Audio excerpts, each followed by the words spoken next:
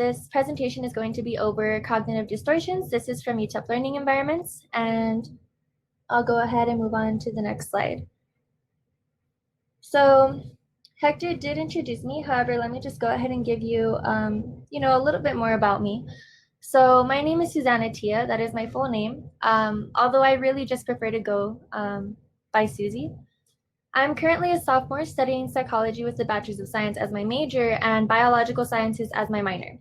So the reason I chose this combo is because I personally just feel that it's very interesting the way that just a thought could really influence our biological health and our physical health, right? So that's why I chose my major and my career path.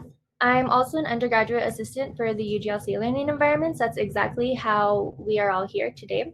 And I'm also an undergraduate research assistant for UTEP Yes She Can. A little about Yes She Can. It's a program based to help people, go towards the STEM path, specifically Hispanic women. But I could tell you a little bit more about that later. So moving on to the next slide. So what are cognitive distortions, right? So you can also call these thinking mistakes. Cognitive distortions are essentially, these thoughts that we unknowingly reinforce into our thought patterns. So it's important to note that we honestly do not notice these thought patterns. This happens on a day-to-day basis, and they can develop over time. So this could start from when you are a child, and it could lead all the way up to adulthood.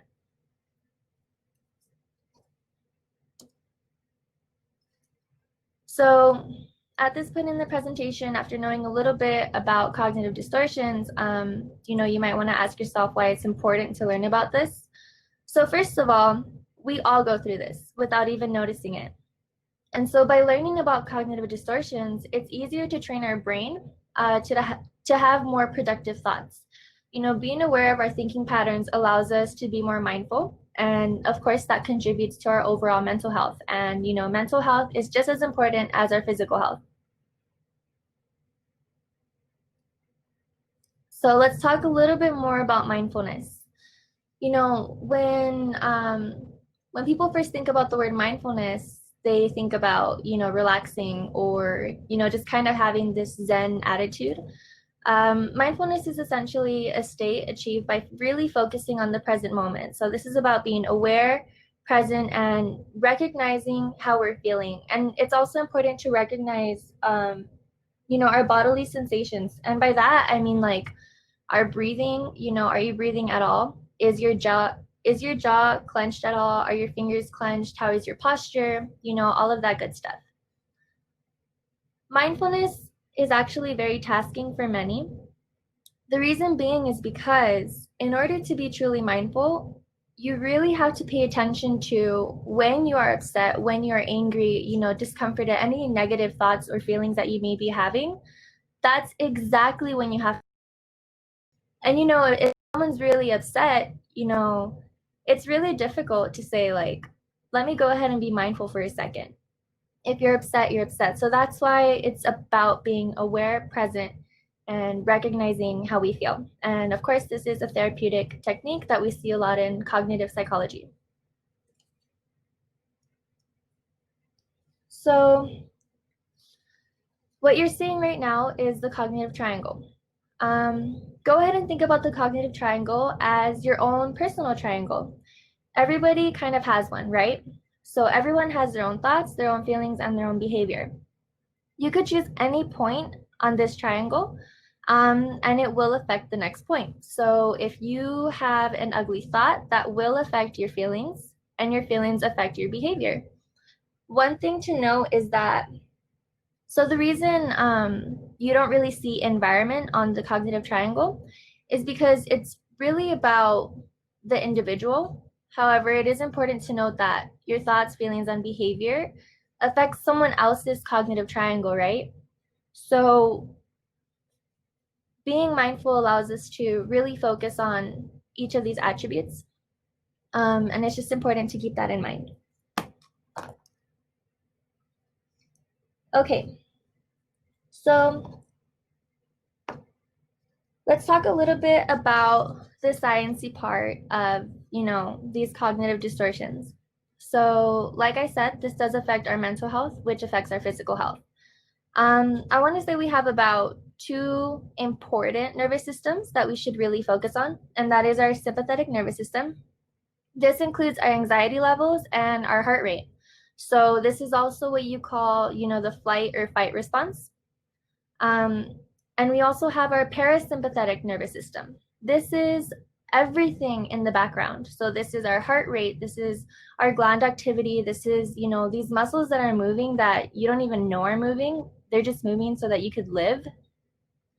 So that's the background. The more attention that we pay towards our sympathetic nervous system, the better our parasympathetic or everything in the background will be, right? So again, being aware about all of these will lead to better physical health. One thing to note is that cortisol is the hormone secreted by our body whenever we feel stress or basically any type of tension. This could lead to chronic symptoms, but I'll go ahead and talk about cortisol a little bit more in the next slide. So this is basically just a fun fact that I personally really want to share with you guys.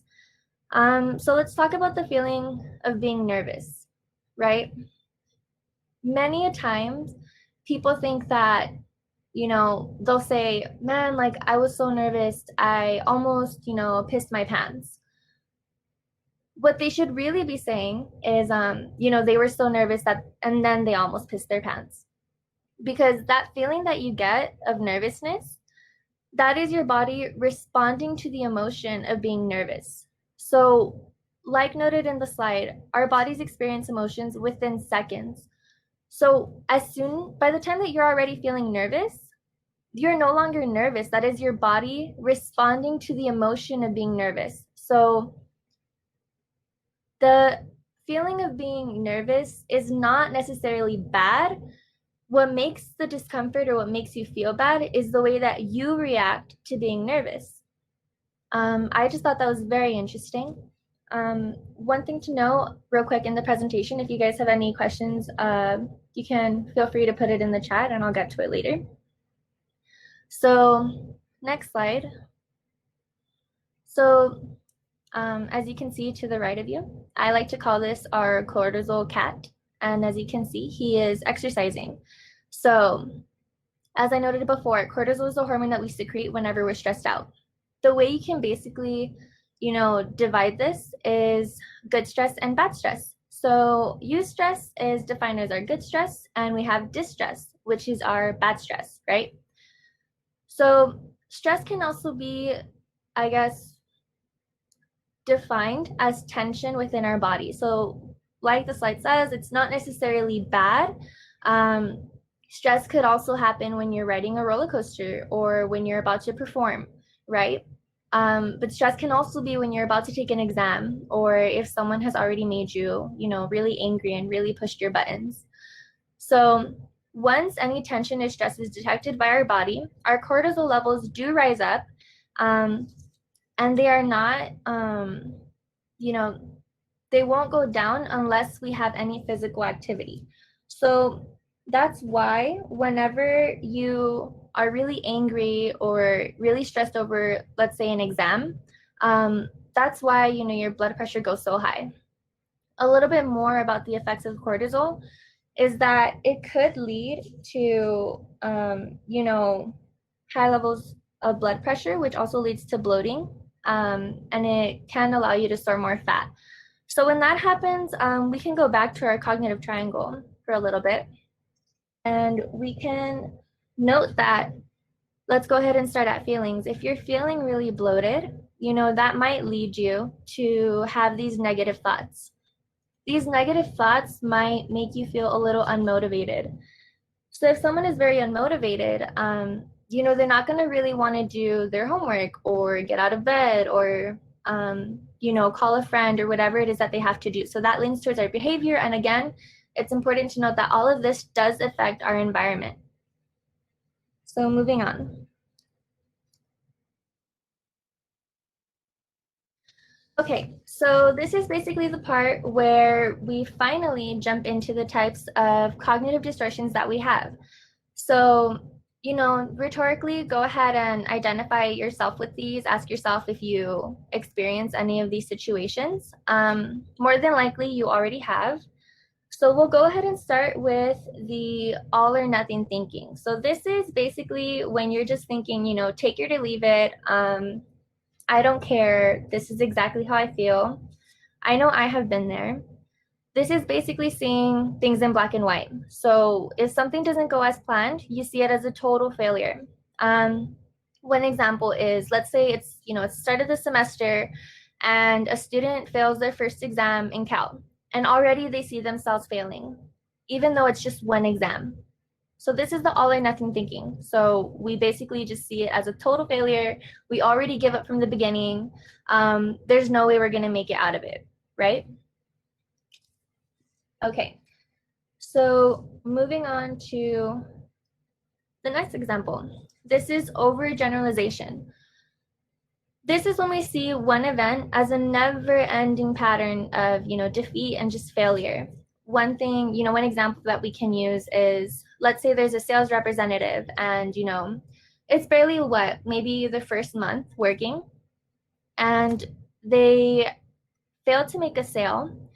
And they respond to the situation and they say words like, man, like I could never make this sale, or I always fail at persuading this customer.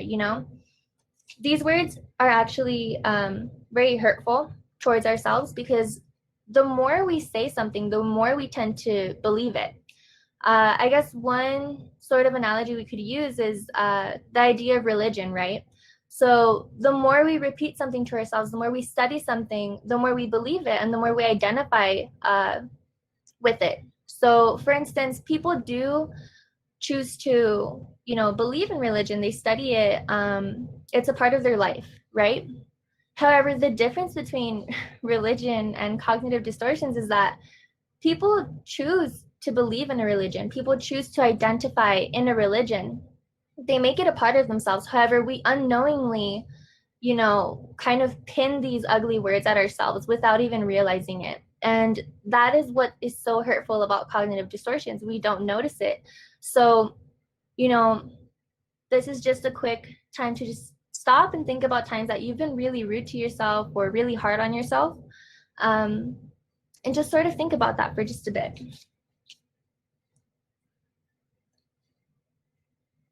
Okay, so I know that I identify with this one a lot. This is the emotional reasoning, right? So this is when you assume that your negative emotions reflect the reality of your life, or, any situation that you may have. So let's say you made a mistake, whatever it may be. You might be with a friend, you might be, I don't know, you might have gotten something wrong on a test or during class, and you kind of just go like, man, I feel like an idiot, therefore I must be an idiot. Or I feel dumb, so I must be dumb. This could even happen, again, linking towards the cognitive triangle and thinking about the environment and the people that we affect. This person seems really mad at me, so, they must be mad at me. This is not the same as trusting your gut. Remember that our emotions are ever changing, they're very flexible. So, trusting your emotional reasoning, well, it could lead to, I guess, building some sense of, trying to get a feel of what's going on. It isn't always accurate, and we need to have that in our brains. We need to engrave that. Our emotions are flexible, they change, and they're temporary. So this could honestly lead to, an unnecessary worry, unnecessary stress. That's exactly what we want to avoid.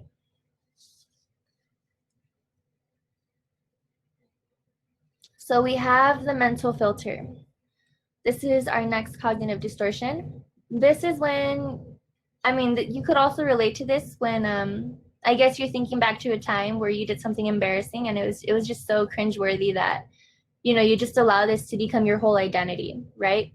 And I say allow because for many people, we have the privilege of being in control of our emotions. Others do not. However, for those that do, we kind of allow it to become our reality. One thing to note is that mental filter can affect those with imposter syndrome. For those of you that don't know what imposter syndrome is, this is actually very common in, you know, college students in general, but definitely in those in the STEM field. I know a lot of like med students go through this. It's kind of when, you know, they sort of feel undeserving of any title or any prestige, or, you know, just kind of feeling like it's not enough, you know, like they're not doing enough. Another example we can note, you know, that doesn't really relate to those in the STEM field, rather, let's say, you know, maybe in the arts, we have a musician and they're playing in front of a crowd. And, you know, let's say they have a bunch of fans. However, they receive one bad comment about their performance. And for the rest of the night, the only thing they could think about is that bad comment. You know, you ignore the positive comment, even though you got so many. One thing that I really want to emphasize here is, you know, the idea of our ego, right? So our ego can become so inflated with cognitive distortions. You know, it kind of builds this attitude that everything has to be 100% perfect. However, that is not the reality of things. And in fact, maybe even changing your thinking patterns to view these negative comments as, say, you know, a way to improve could really, you know, benefit the way that you feel and think and decide things on a daily basis. This is a very meticulous, you know, thing to deal with. It's something that not a lot of people pay attention to. So definitely something to note. So this is our jumping to conclusions. This one, ironically, is the most common, yes, but it's also the less recognized. This one is a little similar to emotional reasoning. We had said that emotional reasoning is not like trusting your gut. It's kind of just saying, you know, like, man, I feel like an idiot, so I must be an idiot, or dang, this person's really mad at me, so, you know, their behavior is just going to be mad for the rest of the day or whatnot. This is when you interpret the worst without having absolutely no evidence to back up your conclusion at all. It is because you said so. A few examples we could talk about is, you know, the idea of mind reading. Nobody is a mind reader. However, I know that a lot of people wish they were. This is when you assume someone is reacting negatively without even clarifying the situation first. Say you're with, you know, a loved one or a friend or whatever, and they're being kind of quiet, but you're being completely inconsiderate of the way that they felt, I don't know, the night prior. Maybe they didn't get enough sleep. This is not clarifying the situation. This is only thinking about your thoughts and only focusing on your cognitive triangle, right? This is not focusing on your environment or all the factors that could have influenced this person to be very quiet or whatnot. So nobody is a mind reader. You cannot read minds. That is jumping to conclusions. And we really need to refrain from that if we really want to build these healthy and genuine connections. Another one is fortune telling. I would say that this is somewhat similar to most of our examples. This is basically predicting that something is going to turn out bad without solid evidence. So let's remember that student, right? I guess you could say that the only evidence they have is that, you know, they failed their first Cal exam, right? Even though they have, like, I don't know, 5 other exams that they could ace. This is predicting something is going to turn out badly without having solid evidence. So that's jumping to conclusions, which, yes, I am very guilty of. Okay, moving on. So really quick, those are not all of the common distortions that we have. There are so many that we have, guys. Honestly, the list goes on and on. However, I chose those that seemed the most common, something that people can identify with. However, you can take the liberty of, you know, looking it up on your own time. You'll notice that there is a lot of fine lines between them. However, each of them are very unique and a little difficult to combat. So there are about a lot of strategies on how to combat them, but here are just a few that maybe we could practice into our daily routine, because it's always cool to know what they are, but we really don't know how to get rid of them, right? Because it's just something that we don't notice. So first one I want to talk about is identifying the distortion. So this goes, hand in hand with just getting a journal out and writing down how you're feeling. Try to write down every single negative feeling that you have throughout the day. This doesn't have to be on a notebook. It could be on a piece of paper, a sticky note, whatever it is. Every single time that you feel discomfort, try to recognize the type of bodily sensations that you're feeling. Have you ate yet? I don't know, did someone else influence it? Did someone not think of the environment that you were placed in? This is going to let you, tangibly see the distortions. This is going to allow you to physically see it. And you're going to be able to understand yourself a whole lot better, right? So try it out for maybe a day. It might be your thing. One thing I also wanted to note is the idea of writing. This is very therapeutic for many. Even if you don't feel like writing, try maybe just a few sentences a day. There's a lot of studies on how writing is very therapeutic and, kind of leads to better mental health, but that's definitely a whole other conversation. So the double standard method. This one is pretty interesting. This is kind of separating yourself from who you are and seeing yourself in a different light. So in this method, you want to place yourself in the position of a friend and frame the way that you speak to a friend as the way that you speak to yourself, because we are our harshest critic. So I know I'm personally really nice to my friends. You can ask any of them. I'm sure they'll tell you just that. However, I know that I'm really hard on myself. So sometimes I'll try to detach myself from the situation and imagine a loved one going through the same thing that I'm going through. If you do this, you'll start to recognize that the situation might not be that big of a deal. Sometimes our mistakes feel a lot larger than our whole existence. So double standard method is pretty effective. Try writing a note to yourself maybe, or speaking to yourself in your head as someone else, right? Someone else that you closely relate to, or you have a lot of love for. So defining terms. This is about challenging our thoughts, and this is asking yourself if you are, over exaggerating any, type of thought that you may be having. So challenge the thinking patterns that you have, question them, question the meaning behind them, any names that you call yourself. Really ask yourself, like, do I fit every single, attribute of this certain word? You'll find that you probably don't. So again, this is a very internal conflict that a lot of people have within themselves. Again, we don't notice these things. And once we become more aware of them, we have more control over our life. We have more control over our thoughts, the decisions that we make. This could affect really important choices. This could affect whether or not you want to jump into a relationship. This could affect whether or not you want to get rid of a toxic friend, whether or not you want to welcome someone back into your life. This could even affect the type of major that you choose for those college students. I know a lot of the times people are really afraid of going into STEM because of the challenges that, STEM majors face, such as, I guess struggling through Chem or Cal or any programming language, or any rough professors. A lot of this just really leads to confidence. So again, being aware of this is just going to benefit you so much more. This one is specifically my personal favorite.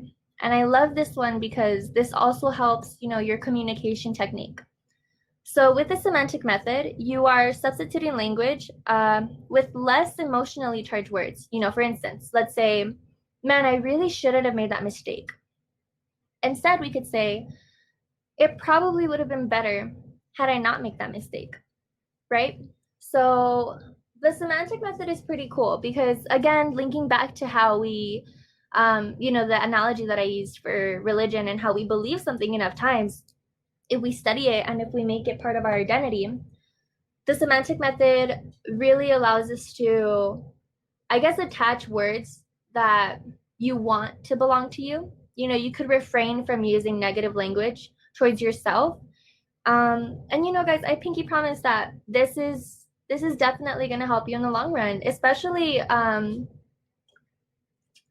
especially when you're talking towards others, right? So the more you invest in yourself, the more you are investing in further relationships. So this could be friendships, relationships.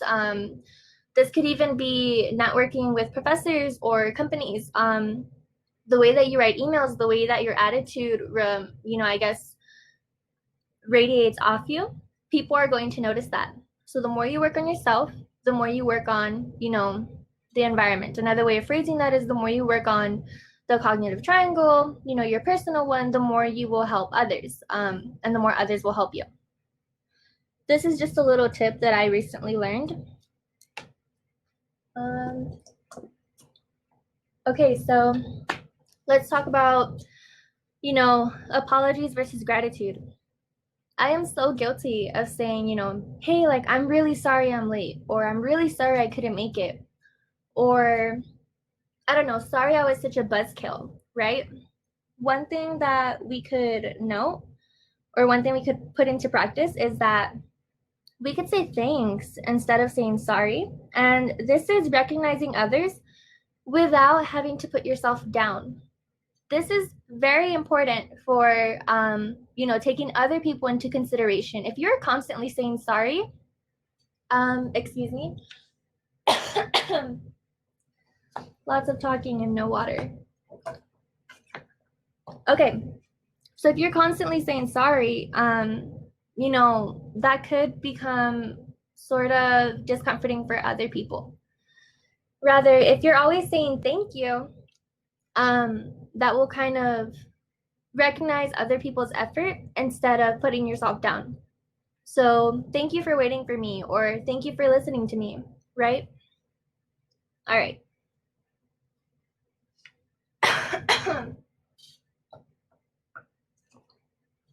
Okay. Excuse my ugly coughing. I promise it's just my how loud I'm speaking. Okay. So the next one we have is, and I believe it's the last mechanism that we can use to combat cognitive distortions, is our cost benefit analysis.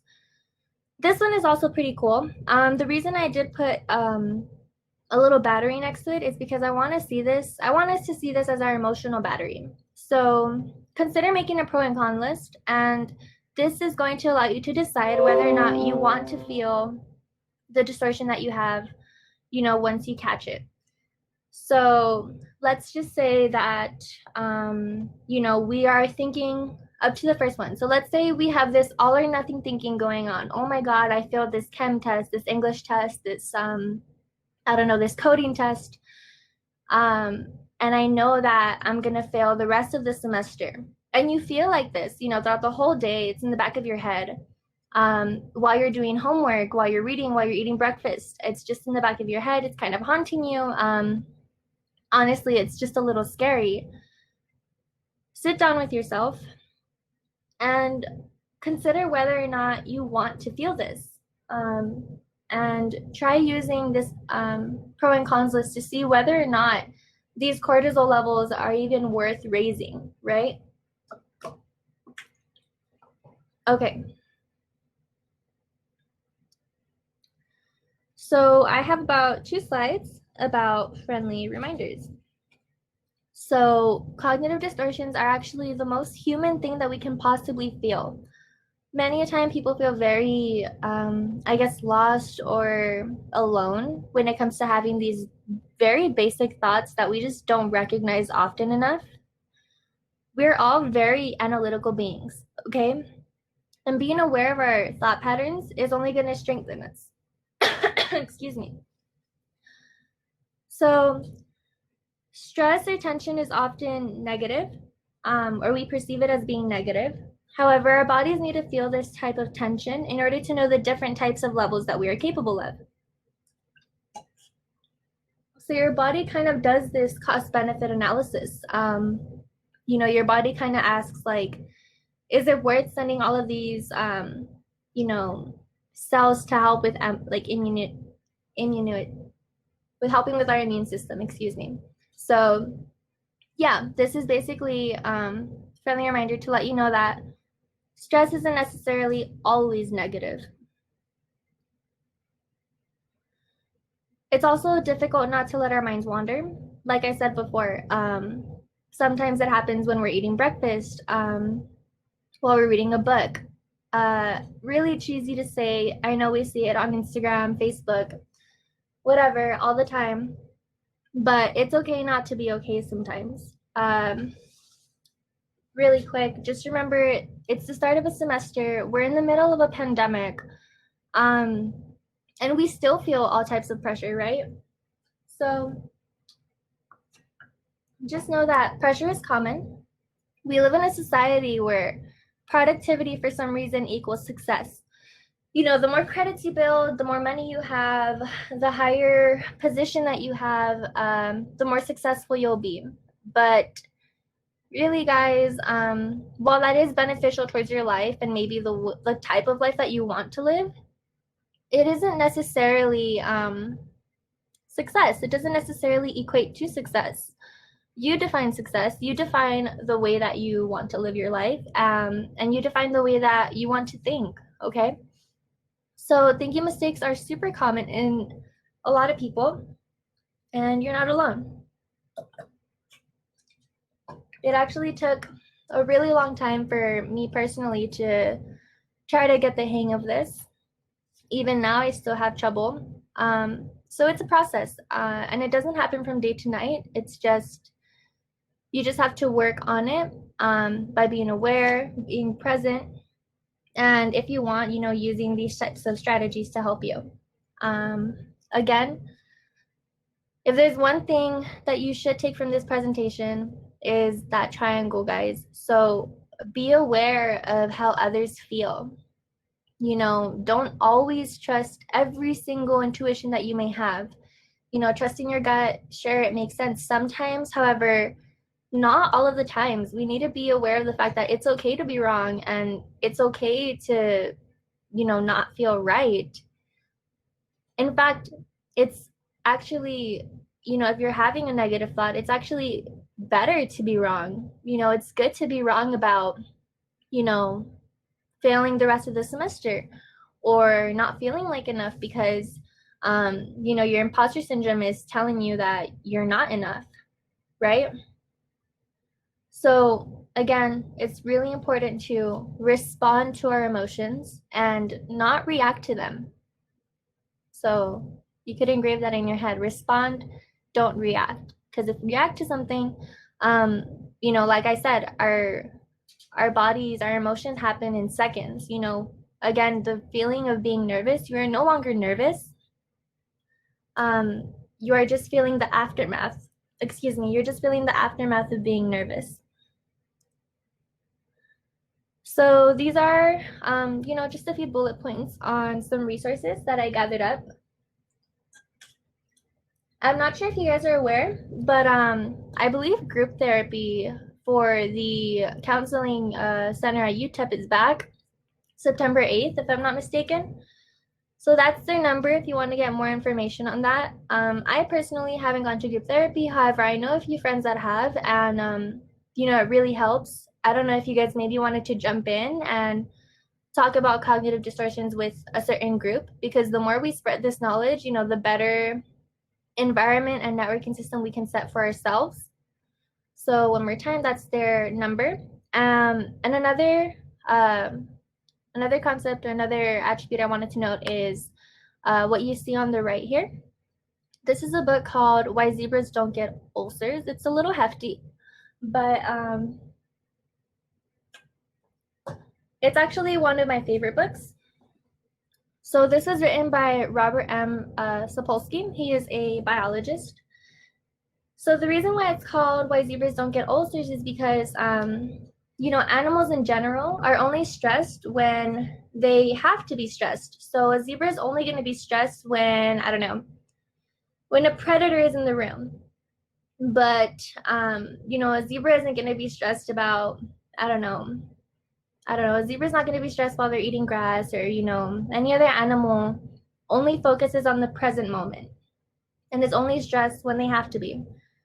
So we're pretty similar. The only difference is that our thoughts get the best of us sometimes.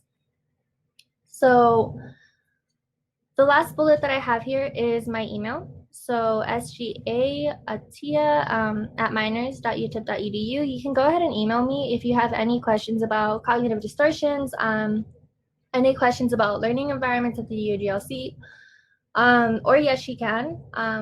We're constantly working with students. We're constantly working with our community. It's important to engage during, these unprecedented times, just like Hector noted in the beginning.